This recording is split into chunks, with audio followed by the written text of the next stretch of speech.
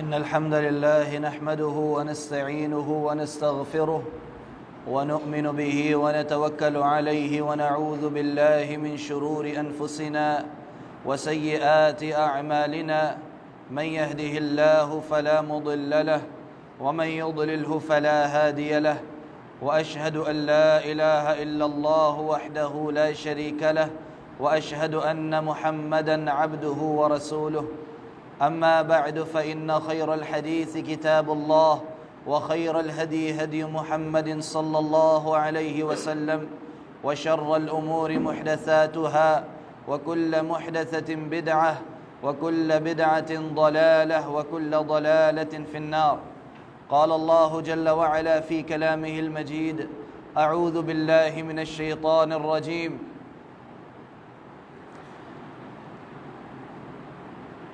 وأقيموا الصلاة ولا تكونوا من المشركين. وقال تعالى: وما كان الله ليضيع إيمانكم. عزیز بھائیو، دوستو، بزرگو، آج ہم انشاءاللہ نہایت ہی اہم ترین موضوع کے اوپر گفتگو کریں گے، اور اس موضوع کے بارے میں آپ سب پہلے بھی جانتے ہیں، لیکن یہ ہماری زندگی کا ایک ایسا مسئلہ ہے جس کی یاد دہانی بار بار کروائے جانا ضروری ہے. اور اگر ہم غور کریں تو اللہ رب العزت نے بھی صرف ایک ایسا کام ہے جس کی یاد دہانی کا بھی انتظام کیا ہے. عام طور پہ جتنے بھی شریعت کے مسائل ہیں وہ قرآن اور حدیث میں بیان ہوئے ہیں. جتنا بندہ قرآن و حدیث کو پڑھتا ہے اتنا اسے یاد دہانی ہوتی ہے. لیکن ایک کام ایسا بھی ہے کہ جس کی یاد دہانی کے لیے اعلان کیا جاتا ہے، اور اعلان کرنا بھی اس عبادت کا حصہ ہے. اور وہ کون سا کام ہے؟ وہ ہے 5 وقت فرض نماز ادا کرنا. اسلام کے بنیادی ارکان میں سے نماز دوسرا رکن ہے. اس کے بعد زکوٰۃ ہے، پھر رمضان کے روزے ہیں، اور پھر بیت اللہ کا حج کرنا ہے. نہ زکوٰۃ کے لیے کوئی اذان ہوتی ہے، کوئی اعلان ہوتا ہے، نہ رمضان کے لیے کوئی نماز کی طرح کا اعلان ہوتا ہے، اور نہ ہی حج کے لیے کوئی اذان ہوتی ہے، اعلان ہوتا ہے. صرف واحد ایک ایسی عبادت ہے نماز کہ دن میں 5 مرتبہ پڑھی جاتی ہے، اور 5 مرتبہ نہیں بلکہ 12 مرتبہ اس کی طرف بلایا جاتا ہے. 6 مرتبہ اذان کی صورت میں، اور 6 مرتبہ اقامت کی صورت میں، جسے ہم تکبیر کہتے ہیں. آپ جس سے اندازہ لگا سکتے ہیں، تصور کر سکتے ہیں کہ نماز کتنی زیادہ اہم ہے کہ پہلے 1 مرتبہ اذان دی جاتی ہے، پھر اسے کافی نہیں سمجھا گیا، بلکہ پھر جب نماز قائم ہونے لگے، کھڑی ہونے لگے، تو دوبارہ اقامت کہی جاتی ہے، تاکہ پھر بھی لوگوں کو یاد کروا دیا جائے. اگر کسی کو اذان نہیں پہنچی تو اسے بتا دیا جائے کہ اب تو نماز کھڑی ہونے لگی ہے، اب تو نماز کی طرف آ جاؤ. تو پہلے کہا جاتا ہے: حی علی الصلاۃ، حی علی الصلاۃ، آؤ نماز کی طرف، آؤ نماز کی طرف. حی علی الفلاح، پھر 2 مرتبہ کہا جاتا ہے: آؤ کامیابی کی طرف، فلاح کی طرف. اور پھر جب اقامت ہوتی ہے تو ایک جملے کا اضافہ کیا جاتا ہے: قد قامت الصلاۃ، قد قامت الصلاۃ. نماز کھڑی ہونے لگی ہے، نماز کھڑی ہونے لگی ہے. تو اس سے یہ اندازہ لگائیں کہ اللہ رب العزت نے کتنا زیادہ بار بار ہر نماز کا حصہ بنا دیا ہے کہ لوگوں کو یاد کرواؤ. کوئی سویا ہوا ہے تو وہ بھی جاگ جائے، کوئی کام کر رہا ہے، دکان پہ ہے، فیکٹری میں ہے، کوئی بیمار ہے، کوئی پڑھا رہا ہے، پڑھ رہا ہے، کسی بھی کام کے اندر مشغول ہے، تو یاد کرواؤ، اذان دو تاکہ ہر کوئی اپنا اپنا کام چھوڑ کر اذان کی طرف توجہ دے اور اس کے اوپر اذان کی طرف توجہ دے کر مسجد کی طرف لپکے اور سارے کام چھوڑ دے۔ کسی اور کام کی اذان نہیں رکھی گئی، کسی اور کام کی، صرف نماز کے لیے اذان رکھی گئی ہے۔ اس کے باوجود بھی بعض مساجد میں نے سنا ہے، خود سنا ہے، آپ نے بھی سنا ہوگا، کہ اذان دیتے ہیں، پھر اقامت سے پہلے اعلان کرتے ہیں کہ بھائی نماز کھڑی ہونے میں 5 منٹ رہ گئے ہیں، آ جاؤ۔ یہ بھی ایک بہت بڑی جہالت ہے۔ اللہ تعالیٰ نے جب اذان رکھی ہے اعلان کے لیے تو پھر الگ سے اعلان کرنے کی کوئی ضرورت نہیں ہے، اور پھر اس کے بعد اقامت بھی رکھی ہے۔ اقامت کا مطلب یہی ہے لوگوں کو بتانا کہ اب نماز کھڑی ہونے لگی ہے، لیکن ہمیں عربی نہیں آتی، اذان کی بھی سمجھ نہیں آتی، اقامت کی سمجھ نہیں آتی، تو بدقسمتی کہ اردو میں اعلان کیے جا رہے ہیں، اردو میں اعلانات شروع ہو گئے ہیں۔ بہرحال تو یہ نماز ایک ایسا عمل ہے کہ اس کی بار بار یاد دہانی ضروری ہے، اور یہ اللہ رب العزت نے ہر نماز کے ساتھ کروائی ہے۔ تو ہمیں بھی خطبات جمعات میں بار بار یہ بیان بھی کرنا چاہیے، اور یہ سننا بھی چاہیے، اور سنانا بھی چاہیے آگے لوگوں کو۔ نماز کی فرضیت کا تو سب کو پتہ ہے کہ نماز فرض ہے، لیکن اس کی یاد دہانی کی بہت زیادہ ضرورت ہے۔ فرض پتہ ہے ہمیں فرض ہے، لیکن کتنے لوگ نماز پڑھنے کے لیے آ رہے ہیں، کتنے لوگ آتے ہیں نماز پڑھنے کے لیے؟ آپ سب لوگ جو بیٹھے ہیں میرے سامنے، کیا سارے کے سارے لوگ 5 وقت کی فرض نماز ادا کرتے ہیں؟ اور اگر کرتے ہیں تو کتنے لوگ ہیں جو مسجد کے اندر باجماعت نماز ادا کرتے ہیں؟ بہت کم ہوتے جائیں گے۔ نماز ہے کیا؟ بندہ 5 وقت اللہ رب العزت کے سامنے کھڑا ہوتا ہے، اپنے سارے کام چھوڑ کر، ساری دنیا کی خواہشات چھوڑ کر اللہ رب العزت کے سامنے آ کے ہاتھ باندھ کے کھڑا ہو جاتا ہے، اللہ تعالیٰ کو راضی کرنے کے لیے اس کے دربار میں حاضر ہوتا ہے، اس کے دروازے پہ حاضر ہوتا ہے، پھر رکوع کرتا ہے، پھر سجدہ کرتا ہے، سر زمین پہ لگا لیتا ہے۔ تو ہمیں یہ تصور کرنا چاہیے کہ جب ہم نماز کے لیے آ رہے ہیں تو اللہ رب العزت کے سامنے حاضر ہو رہے ہیں۔ جب ہم نماز کے لیے آ رہے ہیں تو اللہ رب العزت کے سامنے حاضری ہو رہی ہے، اور ہمیں اس کام میں پیچھے نہیں رہنا۔ اللہ تعالیٰ ہر نمازی کو دیکھ رہا ہے، کون کون نماز پڑھنے آیا ہے۔ اللہ تعالیٰ نے قرآن پاک میں ارشاد فرمایا، وَتَوَكَّلْ عَلَى الْعَزِيزِ الرَّحِيمِ، اور بھروسہ کرو اس پہ جو العزیز ہے، الرحیم ہے، الَّذِي يَرَاكَ حِينَ تَقُومُ، اس پہ بھروسہ کرو جو یراک، تمہیں دیکھتا ہے، حین تقوم، جب تم قیام کرتے ہو، کھڑے ہوتے ہو۔ تو جب ہم نماز کے لیے کھڑے ہوتے ہیں تو اللہ رب العزت ہمیں دیکھ رہا ہوتا ہے۔ وَتَقَلُّبَكَ فِي السَّاجِدِينَ، اور پھر کیسے ہماری حرکت بدلتی ہے، سجدے میں جاتے ہیں، سجدے سے اٹھتے ہیں، سجدے میں جانا اور اٹھنا، ہماری ہر حرکت کو وہ دیکھ رہا ہوتا ہے۔ اس سے کیا بات سمجھ آتی ہے کہ جب ہم نماز کے لیے آئیں تو ذہن میں یہ بات بٹھا کے آئیں کہ ہم اپنے رب کے سامنے پیش ہو رہے ہیں، کھڑے ہو رہے ہیں، اور اللہ رب العزت ہمیں دیکھ رہا ہے، لہٰذا ہم نے سب سے آگے نکلنے کی کوشش کرنی ہے، سبقت لے جانے کی کوشش کرنی ہے، پہلی صف میں شامل ہو کر نماز پڑھنے کی کوشش کرنی ہے۔ دنیا کے کام ہو، دنیا داری کے کام ہو تو ہم اگلی صفوں میں جانے کی کوشش کرتے ہیں، آگے سے آگے اپنا منہ دکھانے کی کوشش کرتے ہیں، کبھی کوئی سیاسی جلسہ ہو تو سٹیج کے اوپر لڑائی ہو رہی ہوتی ہے کہ کس بندے نے سٹیج کے اوپر کھڑے ہونا ہے. ہر بندہ چاہتا ہے کہ اس کی شکل کیمرے کے سامنے آئے. ہر بندہ چاہتا ہے کہ وہ اپنے بڑے سے بڑے لیڈر کے پیچھے کھڑا ہو اور اس کی شکل اس کے سامنے جڑ کے آئے. چاہے دینی جلسے ہوں تو وہاں بھی سٹیج کے اوپر رش ہوتا ہے کہ نہیں ہوتا؟ اتنا رش ہوتا ہے بعض کا سٹیجیں گر جاتی ہیں. دوسرے کوئی دنیا کے پروگرام ہوں تو ان میں بھی لوگ آگے سے آگے نکلنے کی کوشش کرتے ہیں.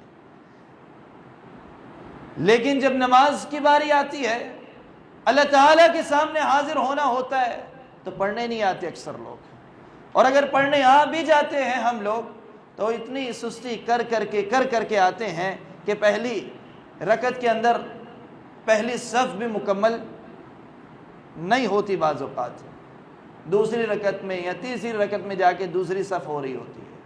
اور آبادی کتنی ہے ہماری، اس سے اندازہ لگائیں کہ کتنے لوگ ہماری آبادی میں بے نمازی رہتے ہیں. اکثریت بے نمازیوں کی رہ رہی ہے. اور ہم میں سے ہر ایک کو اپنے اوپر غور کرنا چاہیے.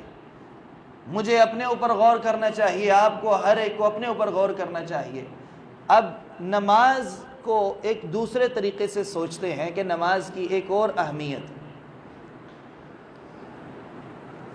کون سا ایسا کام ہے اسلام میں جو روزانہ کرنے کا حکم دیا گیا ہے؟ کون سا ایسا کام ہے؟ کیا زکوٰۃ روز دیتے ہیں؟ نہیں. اور روز نہیں دیتے، سال کے بعد دیتے ہیں، اور ہر کوئی نہیں دیتا. زکوٰۃ وہ دیتا ہے جس کے پاس ایک خاص مقدار تک مال ہو اور اس کو پڑے پورا سال گزر جائے، پھر وہ زکوٰۃ دے گا سال کے بعد ایک مرتبہ. رمضان کے روزے کیا پورا سال رکھتے ہیں؟ نہیں، وہ بھی ایک مہینہ رکھنے صرف. اور حج کتنی مرتبہ کرنا ہے؟ زندگی میں ایک مرتبہ فرض ہے، اور وہ بھی ہر ایک کے اوپر فرض نہیں بلکہ صاحب استطاعت پہ فرض ہے جس کے پاس حج کرنے کی طاقت ہو. اچھا، یہ اہم بڑے موٹے کام ہیں اسلام کے بتائے ہوئے. زکوٰۃ، روزہ، حج. کون سا ایسا کام ہے جو روزانہ کرنا ہے؟ صرف ایک کام رہ جاتا ہے جس کے کرنے کا حکم اللہ تعالیٰ نے روز کرنے کا حکم دیا ہے، اور وہ کیا ہے؟ نماز. اس کے علاوہ کوئی کام ہے ہی نہیں. رمضان کے روزے سال کے بعد آ رہے ہیں، حج زندگی میں ایک مرتبہ فرض ہے اگر وہ بھی طاقت ہو، زکوٰۃ بھی شرائط پوری ہو تو واجب ہے، وہ بھی سال میں ایک مرتبہ. تو باقی مسلمان کہلوانے کے لیے، اسلام کا اظہار کرنے کے لیے کون سا ایک کام باقی رہ جاتا ہے؟ آپ کے پاس کون سا کام رہ جاتا ہے کہ پتہ چلے کہ آپ وہ کام کرتے ہیں لہٰذا مسلمان ہیں؟ وہ کون سا کام ہے؟ صرف ایک کام، نماز. اب اگر وہ بھی نہیں پڑھنی، وہ بھی چھوڑ دینی ہے، تو پھر اسلام باقی کیا رہ گیا؟ کون سا کام کر کے آپ بتا سکتے ہیں جی میں مسلمان ہوں، جب نماز بھی نہیں پڑھنی؟ اس کے علاوہ تو کوئی روزانہ کام ہے ہی کوئی نہیں. کوئی بندہ کہے جی ہم سچ بولتے ہیں، سچ بولنا مسلمانوں کا کام ہے. سچ بولنا پوری دنیا کے ہر انسان کے نزدیک اچھا کام ہے، صرف مسلمانوں کے نزدیک نہیں. اچھا اخلاق رکھنا یہ پوری دنیا کا ہر انسان کہتا ہے، چاہے مسلمان ہو یا غیر مسلم ہو. غیر مسلموں میں بھی بڑے با اخلاق لوگ ملتے ہیں، سچ بولنے والے، ایماندار بھی مل جاتے ہیں، دوسروں کی مدد کرنے والے بھی مل جاتے ہیں، ویلفیئر کے کام کرنے والے غیر مسلم بھی ہوتے ہیں. لیکن اسلام میں ایک مسلمان کے لیے کون سا ایسا کام ہے کہ جو وہ کرے گا اور بتائے گا کہ یہ میں مسلمان ہوں اس لیے کر رہا ہوں، اور جو یہ نہیں کر رہا وہ غیر مسلم ہے، مسلمان نہیں؟ وہ کون سا کام ہے جو مسلمان اور کافر میں فرق کرتا ہے؟ کون سا کام ہے؟ زکوٰۃ تو سال کے بعد آتی ہے، ہر ایک کے اوپر واجب بھی نہیں ہے. روزے بھی سال کے بعد ایک مرتبہ ایک مہینے میں رکھنے ہیں. حج بھی زندگی میں ایک مرتبہ ہے. صرف ایک کام آپ کے پاس باقی ہے روزانہ اپنے دین کے اظہار کے لیے، اور وہ کیا ہے؟ نماز. تو اس سے آپ اندازہ لگا لیں کہ اگر ہم نے وہ نماز بھی نہیں پڑھنی تو باقی ہمارے پاس اسلام میں سے کیا رہ جائے گا کہ روزانہ ہم عمل کریں؟ اور اللہ رب العزت نے قرآن پاک میں نماز کو ایمان قرار دیا ہے۔ ایمان میں ہر عمل شامل ہے، ایمان میں ہر عمل شامل ہے۔ ایمان کی تعریف کیا ہے؟ زبان سے اقرار کرنا، دل سے تسلیم کرنا۔ دوبارہ سنیں، زبان سے اقرار کرنا، دل سے تسلیم کرنا، جو بات ہم زبان سے کہہ رہے ہیں اسے دل سے بھی ماننا، اور اپنے جسمانی اعضاء سے عمل کرنا۔ یہ تین باتوں کا نام کیا ہے؟ ایمان۔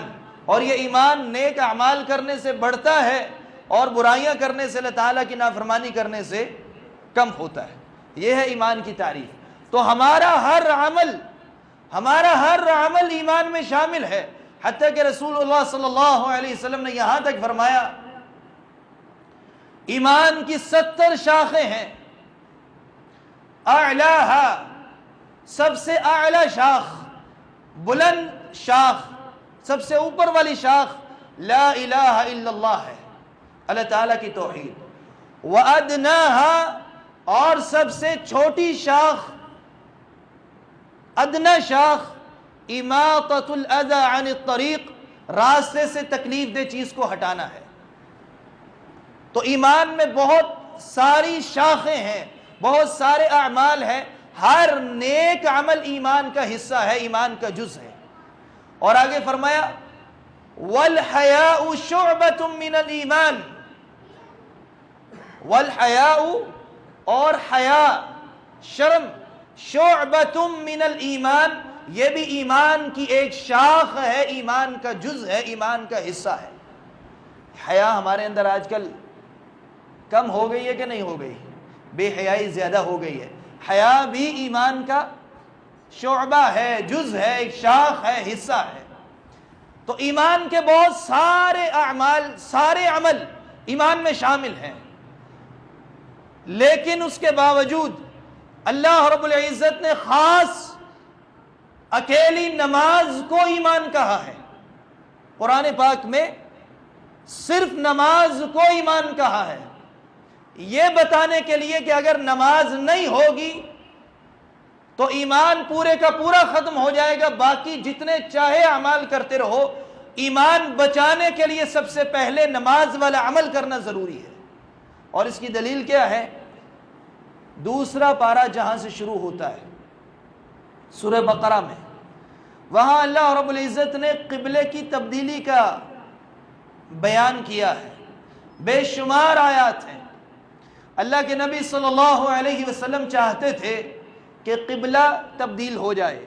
پہلا قبلہ کون سا تھا مسلمانوں کا؟ بیت المقدس۔ اور اللہ کے رسول صلی اللہ علیہ وسلم کی جو چاہت تھی کہ قبلہ تبدیل ہو جائے، اور یہ غالباً پہلے بھی اشارہ کر چکا ہوں خطبہ جمعہ میں۔ تو جب قبلہ تبدیل ہوا، اللہ رب العزت نے بیت اللہ کی طرف منہ کر کے نماز پڑھنے کا حکم دے دیا، قبلہ تبدیل ہو گیا، رخ مسلمانوں نے بدل لیا، بیت المقدس کی طرف منہ کرنے کی بجائے بیت اللہ کی طرف، کعبے کی طرف منہ کرنا شروع کر دیا، مسجد حرام کی طرف منہ کرنا شروع کر دیا۔ اب بہت سارے لوگ ایسے تھے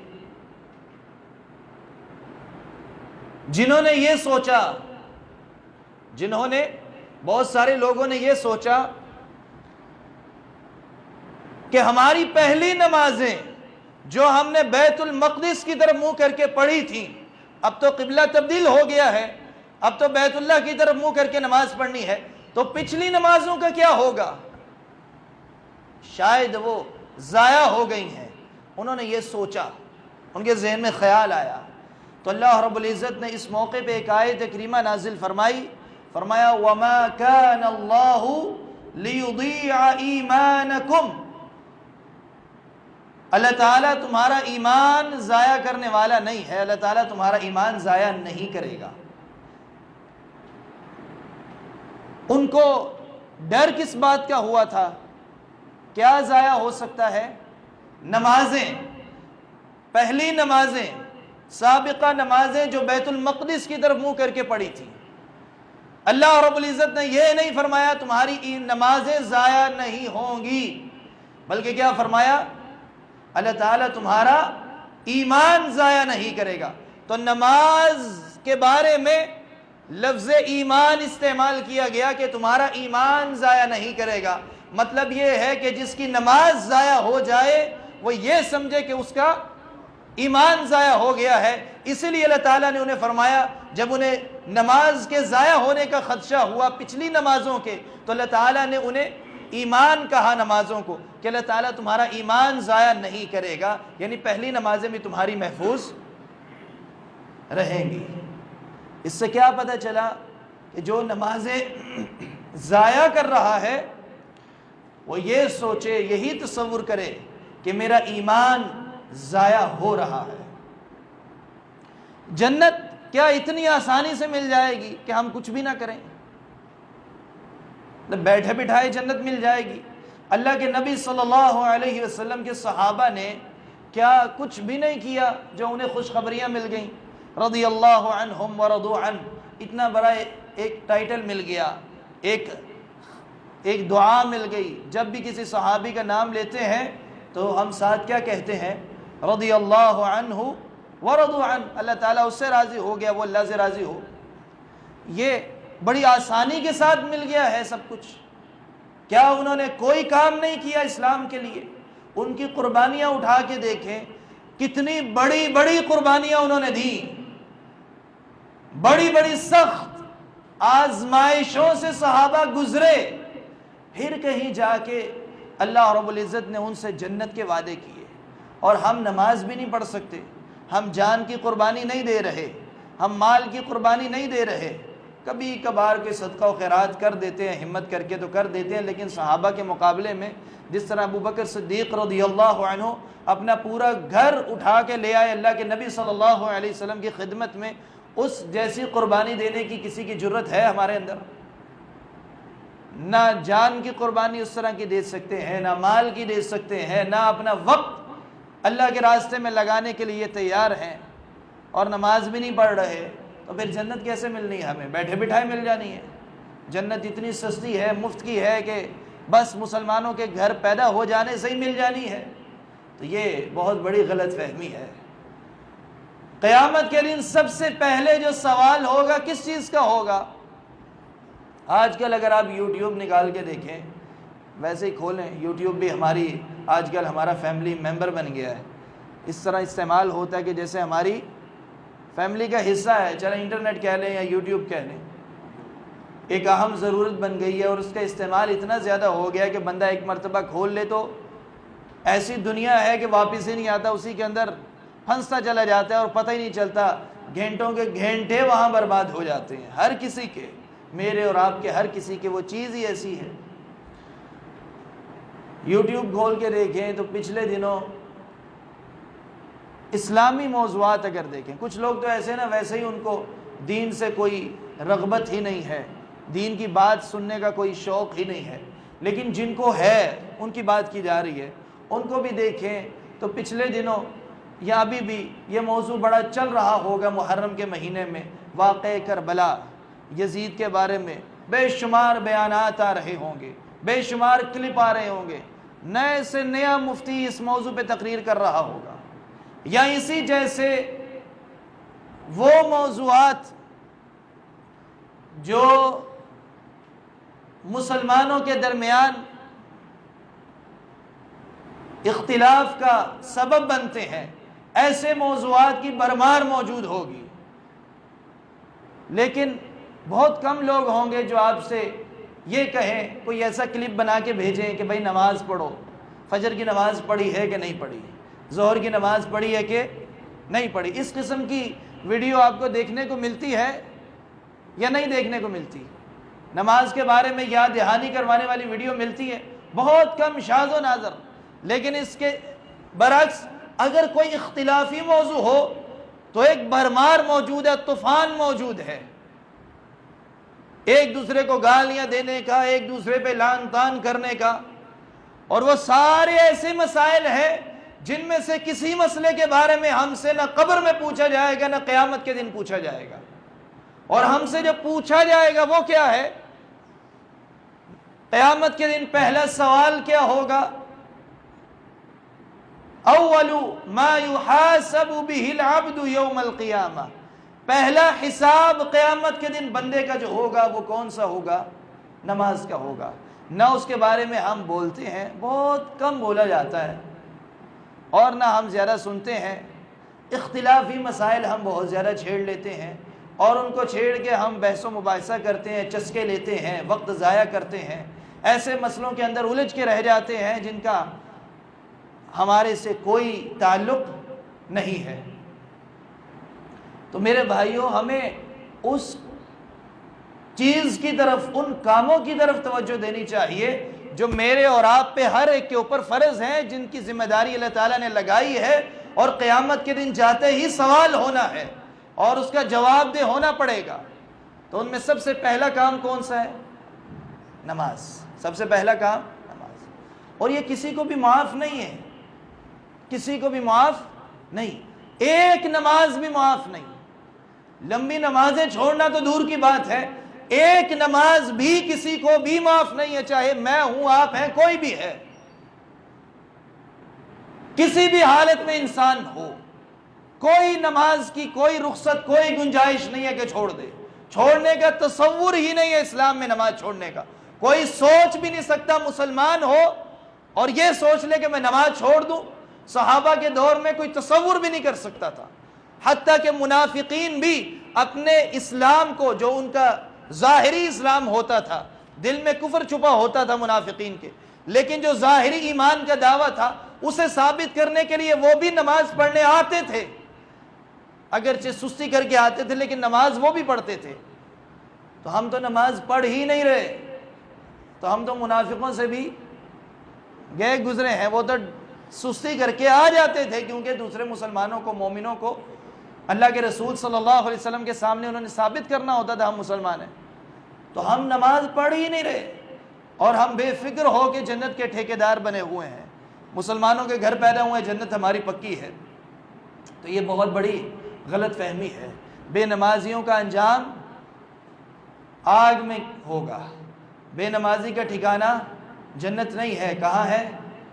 دوزخ ہے، آگ ہے. اور اللہ رب العزت نے قرآن پاک میں اس کا ذکر کیا، فرمایا ما سلککم فی سقر قالوا لم نک من المصلین.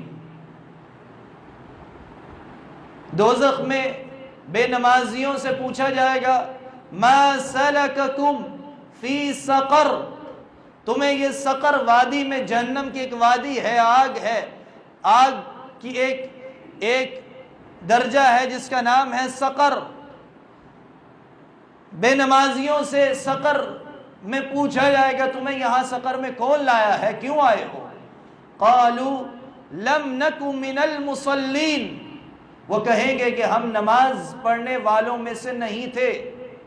وَلَمْ نَكُ نُطْعِمُ الْمِسْكِينَ، اور ہم مسکینوں کو کھانا کھلانے والوں میں سے نہیں تھے. اس لیے ہم کہاں آ گئے ہیں؟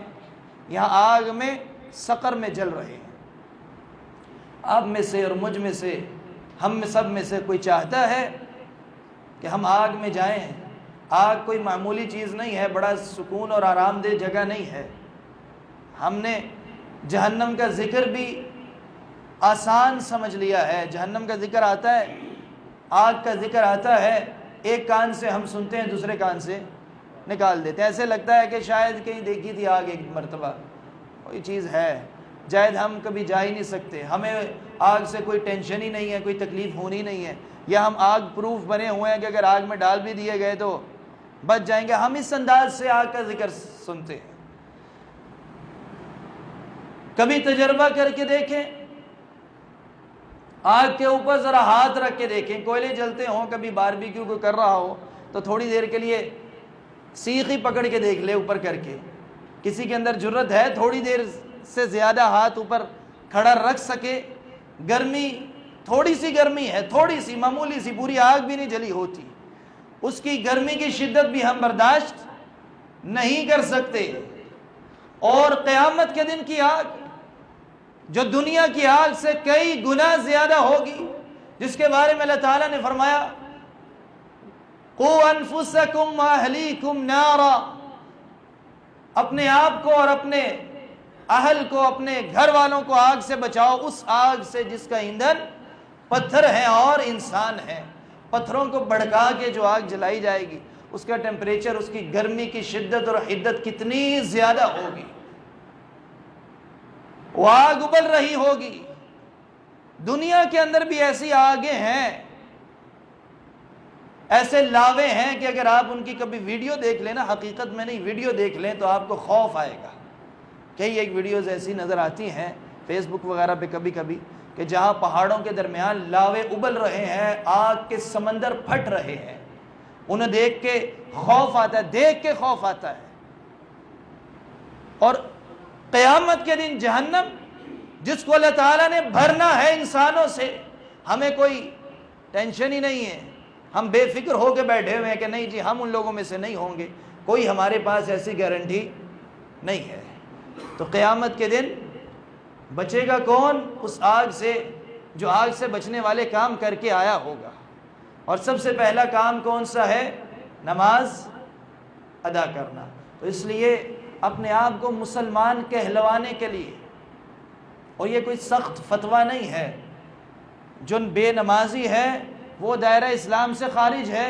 صحابہ کرام کا اس بات کے اوپر اتفاق ہے، چاہے میں ہوں یا آپ ہو یا کوئی بھی ہو، جو بندہ نماز ادا نہیں کرتا، جو بے نمازی ہے، اس کا اسلام سے کوئی تعلق نہیں، وہ دائرہ اسلام سے خارج ہے، وہ مسلمان نہیں رہتا۔